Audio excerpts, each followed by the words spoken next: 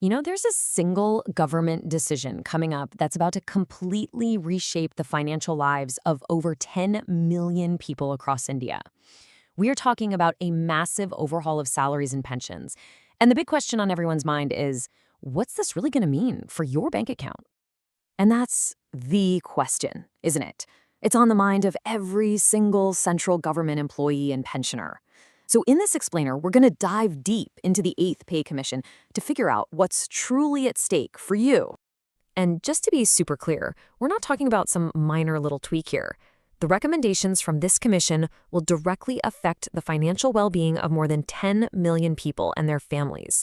That makes this a huge economic event for the whole country. So, here's what we're going to break down for you. We'll start with what a pay commission even is.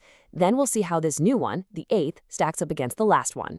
We'll decode the one number that basically determines your entire raise, project what your new salary could actually look like, check out the huge implications for pensioners, and finally map out the timeline for when this all becomes a reality. All right, so first things first. Before we dive into all the juicy numbers, let's get back to basics. What exactly is this pay commission that holds the key to a potential salary hike for millions? Yeah, you can basically think of it as a big financial health check for public servants. Its whole job, really, is to make sure that salaries and all the benefits stay fair, that they stay competitive, and crucially, that they keep up with the rising cost of living. It's a vital tool to protect the standard of living for people in public service. Okay, so to get a real feel for what the Eighth Pay Commission might actually do, we've got to look back at what its predecessor did, right?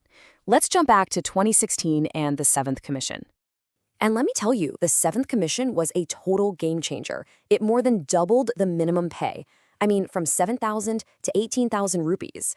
Plus, it brought in the much simpler pay matrix. So now you can imagine, all eyes are on the Eighth Commission, and there's this one huge question mark hanging over a single crucial number that will decide the size of the next pay hike. And that, right there, brings us to the absolute heart of this whole conversation, the fitment factor. Seriously, if there's only one term you remember from all of this, make it this one. Okay, in the simplest terms possible, this is the magic number for your paycheck. Your current basic pay gets multiplied by this one number to figure out your new basic pay. It's that simple. Bigger factor? Bigger race, period. All right, and this is where it gets really, really interesting. There are basically three main possibilities on the table right now. You've got the worst case scenario, 1.92, which is based on a formula just meant to cancel out inflation.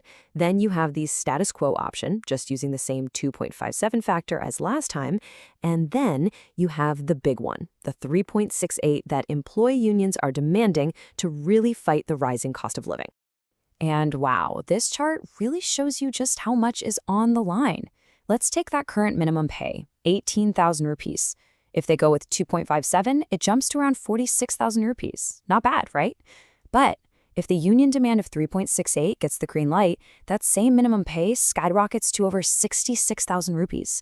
I mean, that is a massive, massive difference. Okay, so let's move past the abstract factors and talk about what really matters, right? The cold, hard cash. Let's look at what some of these salary projections could actually look like for you. So this is our baseline, 18,000 rupees. That's the current minimum basic pay, the foundation that was set by the Seventh Pay Commission. And this is the target, 26,000 rupees. This is where the new minimum would start if the employee unions get their wish for that 3.68 fitment factor. But here's the thing. Even if we take the most conservative, worst-case number, that 1.92 factor, the change is still absolutely huge. Look at this example. A Level 2 employee who's currently taking home around $34,000 could see that jump to over $64,000. That is almost double their take-home pay. Incredible. So where do all these new salaries live? Well, they're all organized in something called the pay matrix. This was a fantastic reform from the Seventh Commission because it just simplified everything. You just find your level on the side, and then you track your yearly raises across the top. It's super clean, super transparent. This whole thing isn't just about people still on the job. The Commission's decisions are just as crucial, maybe even more so, for the nearly 65 lakh pensioners who are counting on these changes for their financial security. And the potential change for pensioners is just wow. The minimum pension, which is 9,000 rupees a month right now, could more than double to around 20,000 rupees. For so many retirees, an increase like that would be absolutely life-changing. It would be a huge help against rising medical bills and just the general cost of living. And what are pensioner groups really fighting for here? Well, it boils down to one word: equity. They're making a simple, powerful argument. Whatever fitment factor you give to current employees, you have to give the exact same one to us. It's a call for fairness, to make sure that the people who've already put in their years of service aren't forgotten. Okay, so with all this anticipation in the air, you're probably wondering, what's the actual timeline here? When can people really expect to see this money in their bank accounts? All right, let's look at the calendar. The commission was officially formed in late 2025, and they have until May 2027 to get their report in. But listen up, the single most important date here is January 1st, 2026. Why? Because that's the effective date. It means all the new pay scales will be calculated starting from that day, no matter when the final announcement actually happens. And that's really the crucial part for you to understand. Any delay in getting the final approval just means you'll get a bigger lump sum payment later on. It's called arrears. You'll get paid the difference for every single month starting from January 2026. And trust me, that arrears payment can add up to a very nice chunk of change.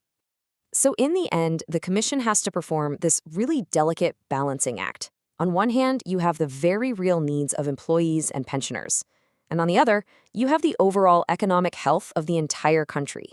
Their final recommendation has to somehow find that perfect sweet spot. And that leaves us with the final multi-crore question, doesn't it? Is the government going to play it safe, stick to the fiscally prudent 2.57, or will they go big, meet the union demands at 3.68, and give a massive boost to the purchasing power of millions? The choice they make will echo through the lives of a huge part of India's population for the next 10 years.